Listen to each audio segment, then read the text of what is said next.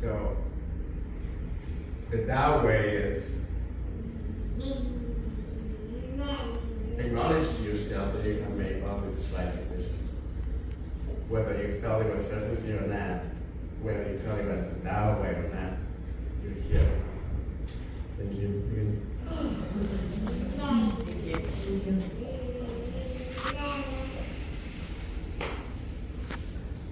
It seems as though the certainty that you're speaking of really needs to be experienced to be felt,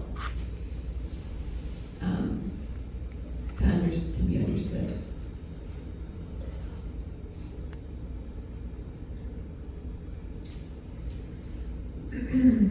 So, thank you for that. Jose? So, the lock is, some of you met him last night. I'm just going to share a little bit about him from what I've gathered. He has some similarities to Jose. I feel he was, and you can correct me if I'm wrong, but I did this a lot. He was born kind of feeling a sense of certainty that maybe not all of his peers felt.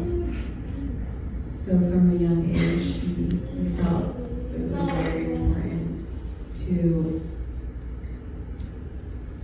gather and maintain the wisdom of his elders in his tribe, where the wisdom and the knowledge was being lost. And it's really to hear his about his life. It's really his experience brings so much to us, and he hasn't. The rest of his tribe has had many of the members of his tribe, from what I understand, has had trouble with him and his certainty and his sureness around what it is that he's meant to do here, why he came at this time. And I would like you to speak a little bit more about that and how it's been for you. You know, you wouldn't be here if you were affected and brought down by it, but I'm sure at times it's been really hard.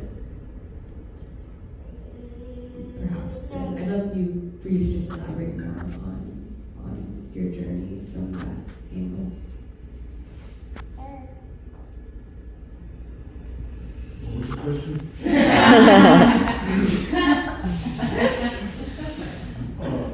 A lot of calling, taking delay, my name is Mountain Eagle, and I'm head man of my people, my clans. We have 8 clans at Lake Tahoe area in Nevada and California. And when Jose answered the question, he said such diversity in his answers that I'm thinking to myself, you know, my certainty has always just been trying to remember everything I can so that I can be the best I can when I start to deliver my message. And so when I was born, I had to learn from my father as he told me stories in order for me to remember my past. And before I was born. So our oral history has always given me more information of myself because I am a man. I am the man I am. And it's a self-checking thing.